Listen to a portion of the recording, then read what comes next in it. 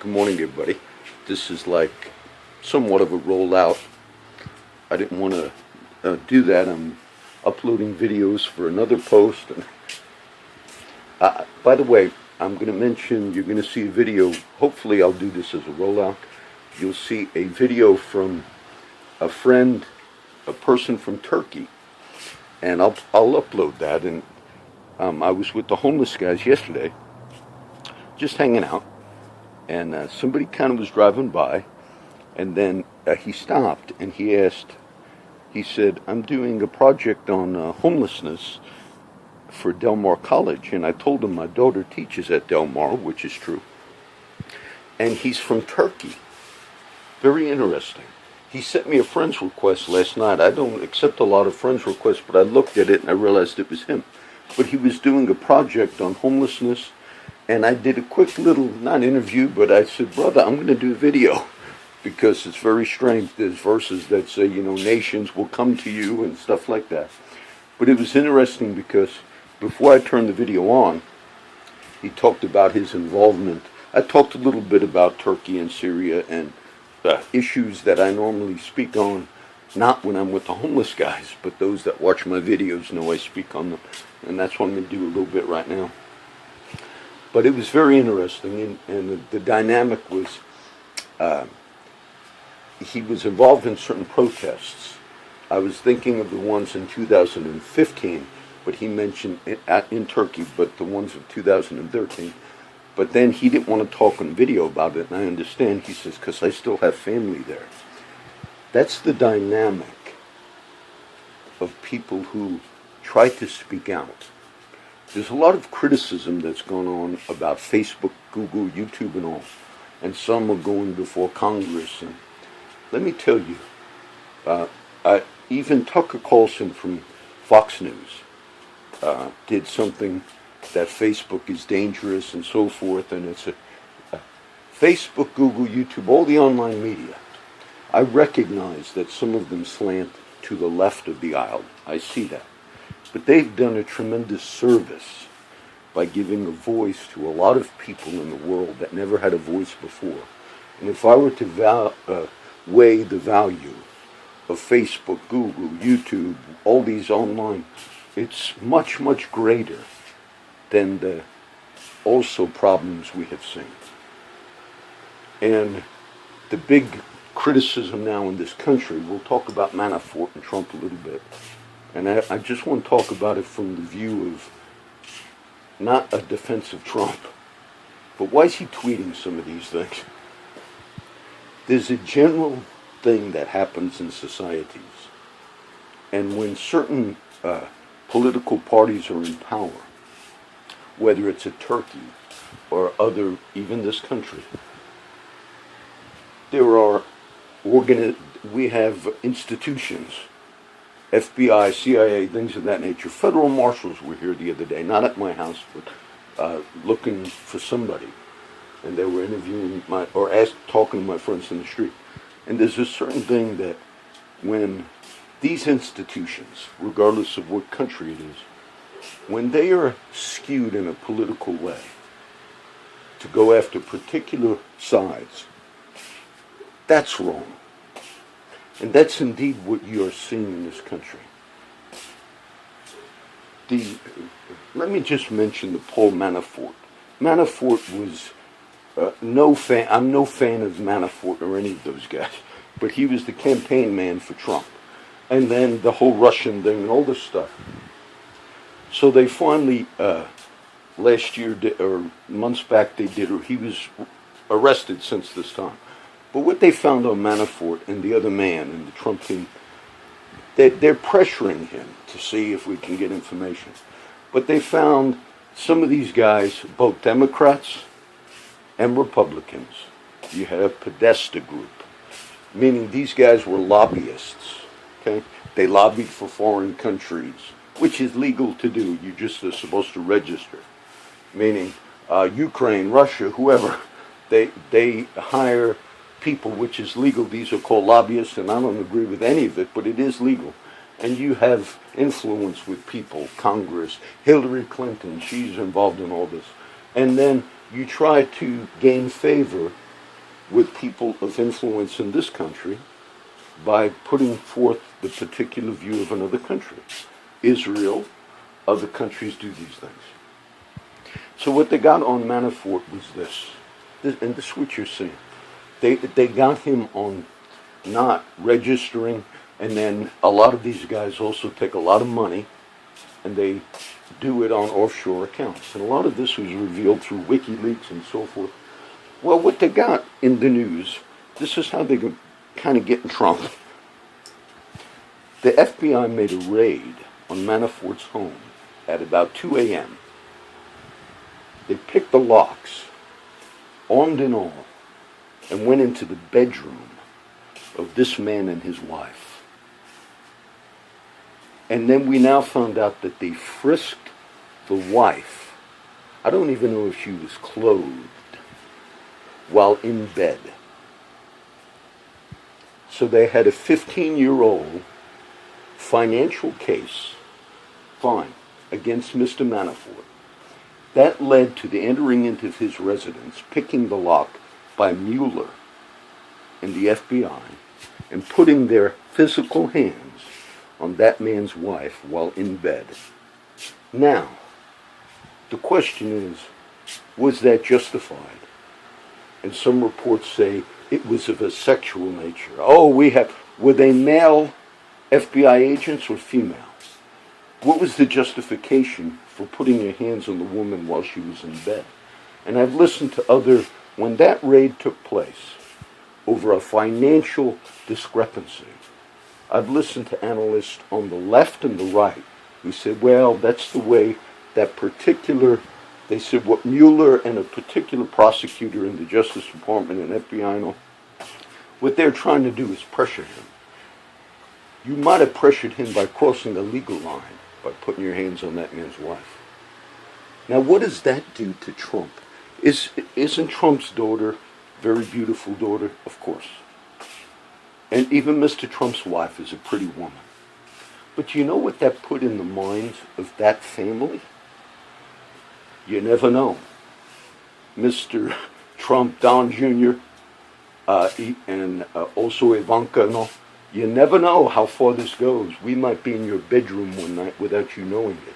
I guarantee you the Trumps and their families put extra, because you're allowed to pick a lock. But I'll tell you, if you're entering and you got a warrant and you feel it's justified to have gone in and done that to that man, you also have a right to protect residents. And I guarantee you that they put extra security on. And why are they doing all that? They're doing all of that because of the so-called collusion with Russia then. Mr. Clapper, James Clapper, a former intelligence guy, head of the NSA, who lied to Congress. Never forget that, in public.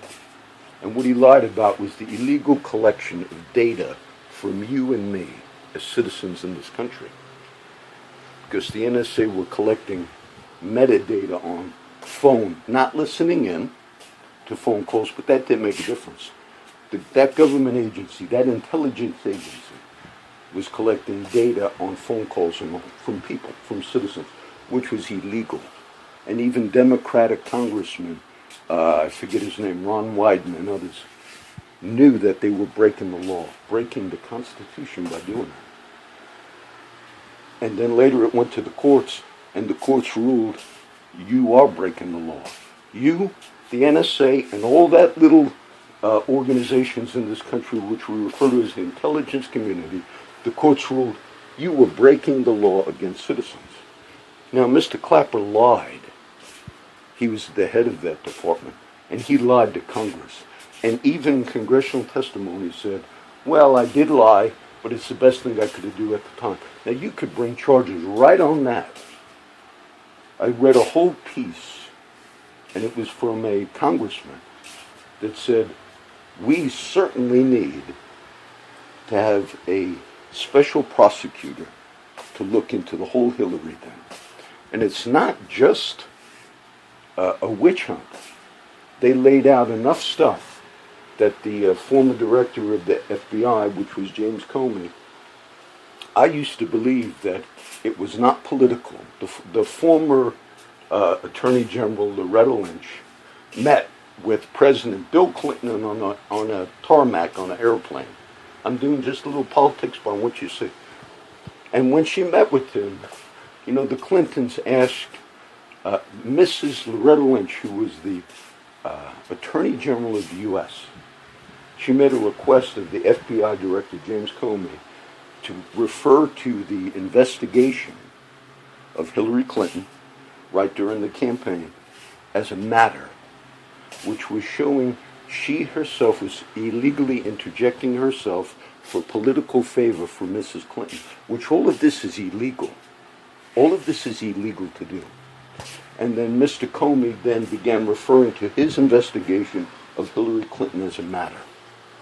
And then you had a whole chain of events, the destruction of hard drives, the destruction of, they requested phones from the Clinton people. They took all the chips out of the phones, beat them with hammers, destruction of evidence. There really is enough stuff that they did that would justify everything that they're doing after Trump. But why is it raised to the level of illegality to the point where you put your hands on Manafort's wife, frisked her in bed, whether clothed or not, we don't know yet, who they're claiming it was of a sexual nature. I read the report, to put all of that, and you have the same exact thing. So what I'm upset about is seeing this and seeing how we as puppets, those on the left, fall right into that. And what you should be concerned about was many of the ways the Obama administration did indeed use, because the whole thing about the Russian dossier, which was intelligence, it was paid for. Not only did the Clinton campaign pay for that piece of false intelligence in collusion with all these things, but also the FBI paid. Then they confiscated, during the Comey reign, confiscated laptops and destroyed those laptops and gave immunity. There was so much illegal activity that took place to cover up for one political side of the aisle. That's the concern. And then we're seeing it driven in this media.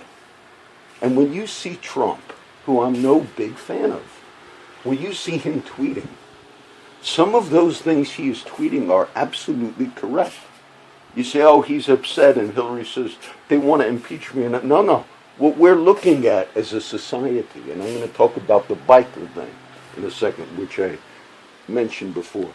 But what you look at is how are these organizations, even in this country, the man from Turkey, which you'll see that video in a minute, he was afraid to speak out on camera about his involvement with certain protests because of reprisals from the Turkey guy, Erdogan, or I pronounce his name wrong, Erdogan or something.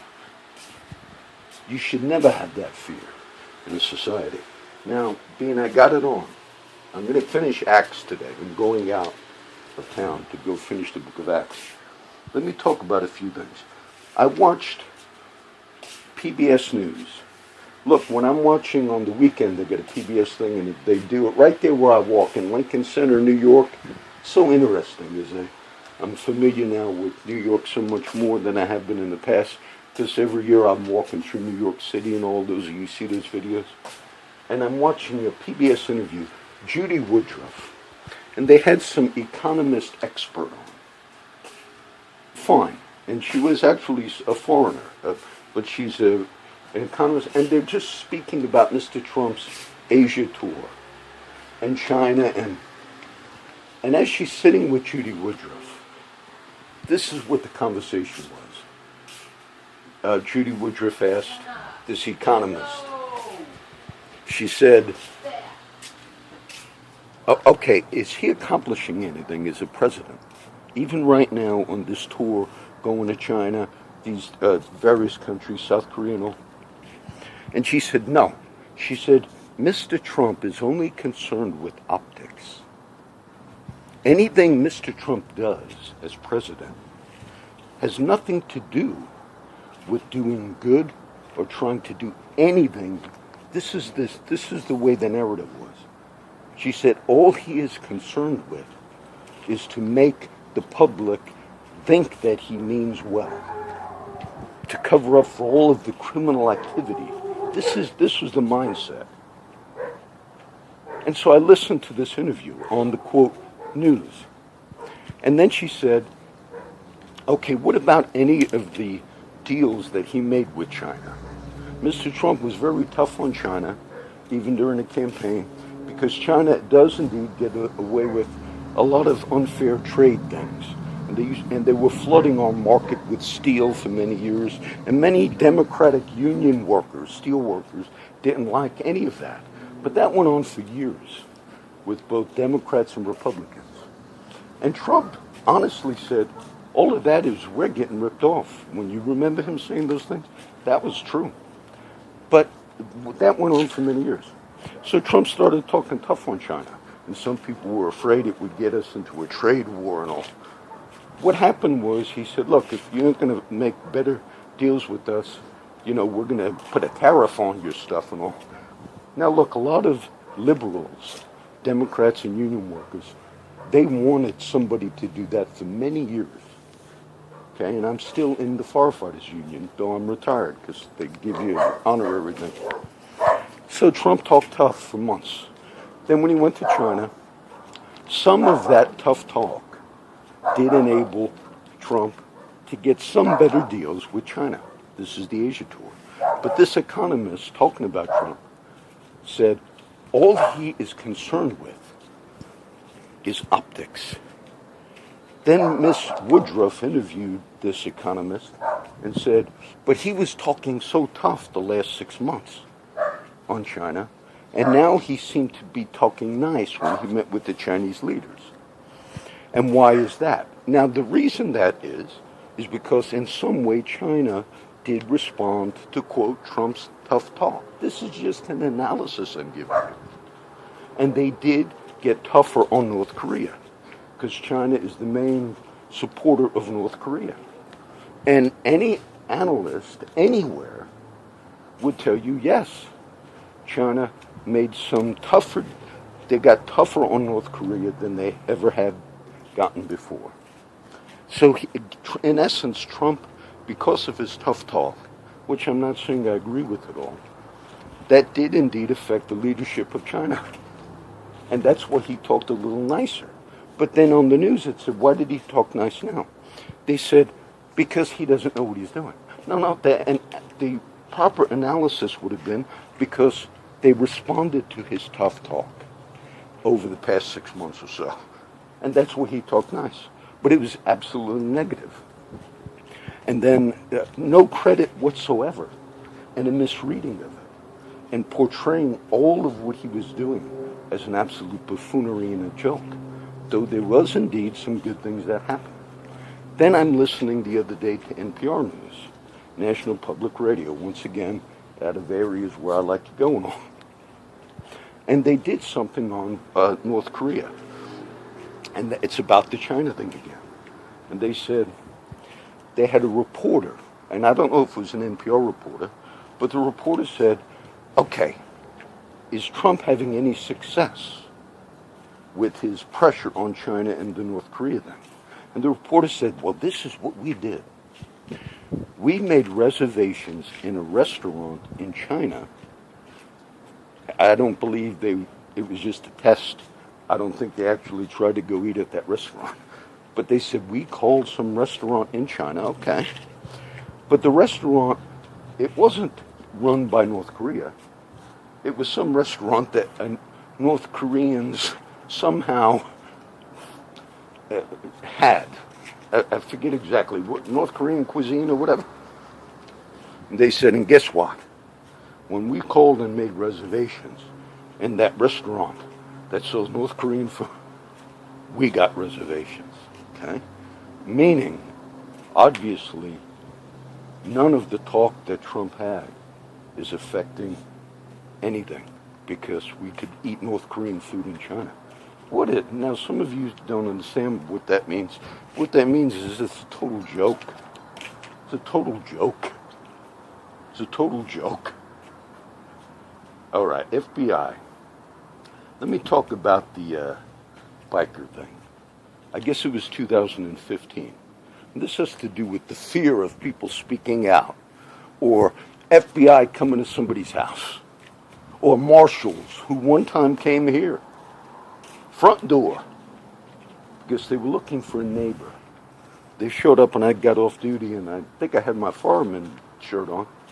Man, those guys were in front door, maybe 6 of them, U.S. Marshals, banging on the door. What the? And I opened the door many years ago. What are you?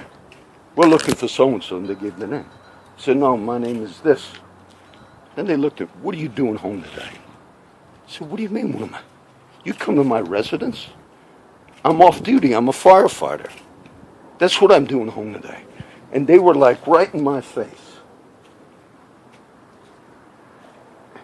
So the marshals were here in town yesterday or the day before, fine, looking for somebody. There were a lot of killings that went on. This last year, some of my friends died. And there's all types of, I don't know the facts of it, but there are people on the street and saying, man, some of these guys were killed. That's what the kind of word is. And some are saying, oh, but they are letting those slide because there were people that were homeless.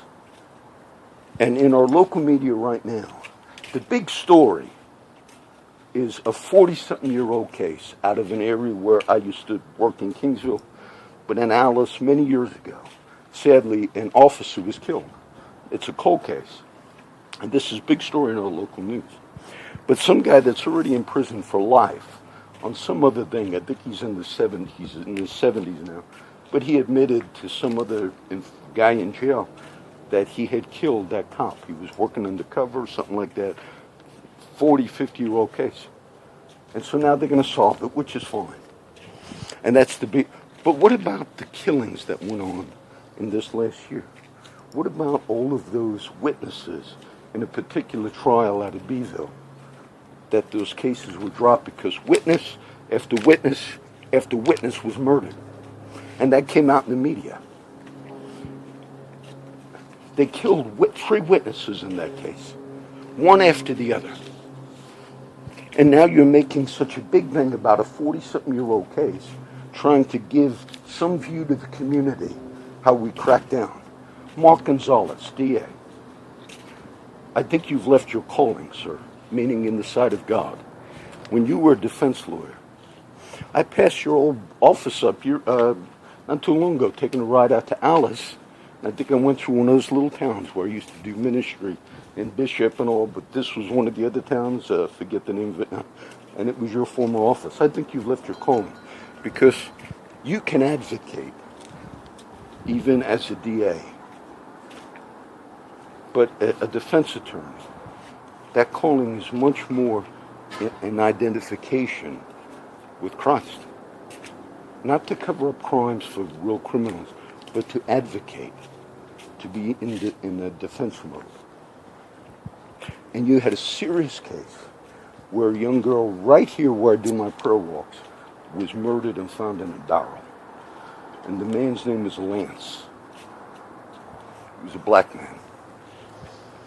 And that was going to come to trial. That's a serious case because she called the police. I forget, I can still remember her face from the media reports. And this is a recent case. And that was going to go to trial a few weeks ago. And it was postponed because you could not find a witness. Now, whether that witness has since been killed or whether that witness was retaliated against in a way, these are the serious murder cases. Not a 40-something-year-old case. Thank God that we can resolve that case. But you have murders going on right now, all within this region, that are going unsolved. Even right here where I'm living. And you're focusing so much on a 40-something-year-old case. Now I'll end with the biker case. The biker case was in 2015 in Waco, Texas. I believe it was the Banditos. They showed up at some restaurant. And another group, I think called the Cossacks, showed up. And there was a big shootout, which obviously is wrong. But during the shootout, there's reports and even evidence that some cops shot. Obviously, they're going to shoot. But then there were reports, I think in the Dallas Paperman, that some of those officers shot, rightfully, I mean, it was a shootout, and might have hit or killed people at that scene that day. Well, then what happened was, and I read this in the regular papers, articles from Dallas or San Antonio or whatever, in the local paper. But the prosecutors, the justice, the DA, all that's supposed to be law. They were breaking the law because some of the lawyers for the bikers understood that some officers also shot that day and possibly killed somebody accidentally, a civilian or whatever, at that restaurant. Well, the prosecutors and the DA who've now taken that to trial, they did not want to reveal, they illegally were withholding all that evidence of other people, officers that shot that day. Then it went all the way to the Attorney General of this state, Ken Paxton, who is certainly no liberal.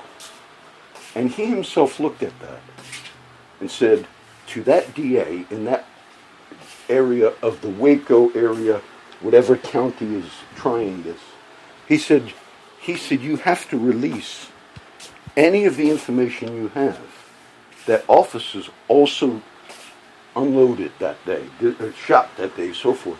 And you know what the official response was, at least when I read it?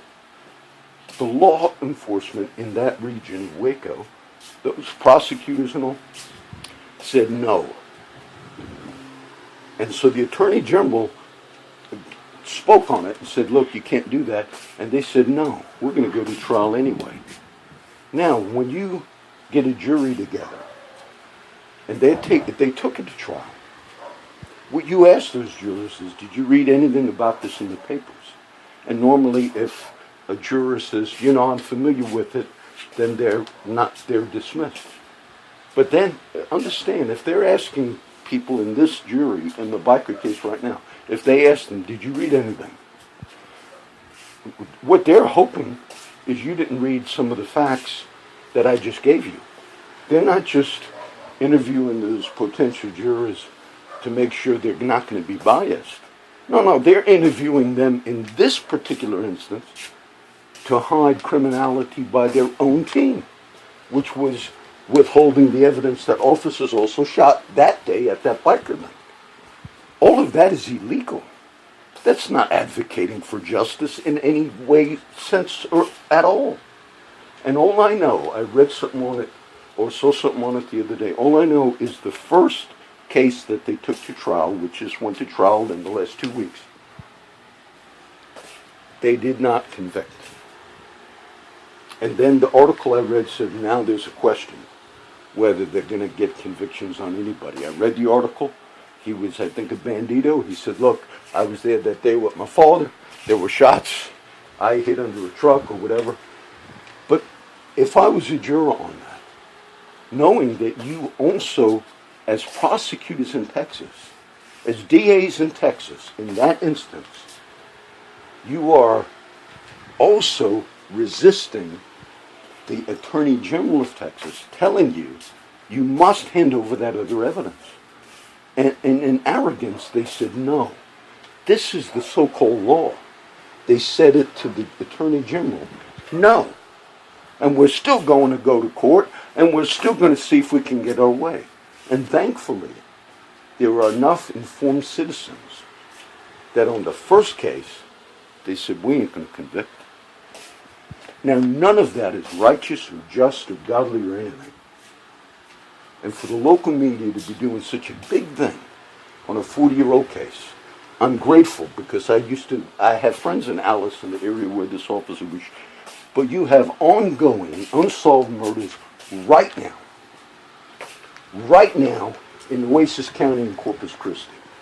And yet this media at night is showing, look how tough we are. And my friends were telling me they were looking for, marshals were looking for somebody last night or the night before. Fine, great. Go find, if there's something that needs to be, because we had a few people that died, and there's questions whether or not they were killed. All right, let me put this one up. I did the The thing I wanted you to see on the Trump thing was not, it's simply all of the forming of that. All of the forming of that. There's enough that we know in the media, factual stuff. The Russian dossier thing was problematic because it was a false report that Trump was involved with prostitutes in a hotel in Moscow. They peed on a bed and all. Well, that false report was funded by a former British spy, and it was funded by the Hillary Clinton campaign. And then when the FBI also paid for that to get it, and then they even, in some of these things, they even gave like immunity to people. There was a lot showing you that deep state, they did favors for people. They did favors for people. And whether it's a guy from Turkey, rightfully, who says, man, I'm afraid to say something because there's a government over there that could oppress family. And we live here in this country, and there's people in the same mode. So this will be the number one. You'll see that my Turkey friend, I'll just share that because it was a thing of interest. I'm not a defender of Trump, but remember, you're seeing stuff happen, take place through the media, and even these media people. Judy Woodruff, she had PBS for many years. I don't think as she sat there and listened, I don't think she even realized how she's manipulated by not making an honest analysis and asking a person.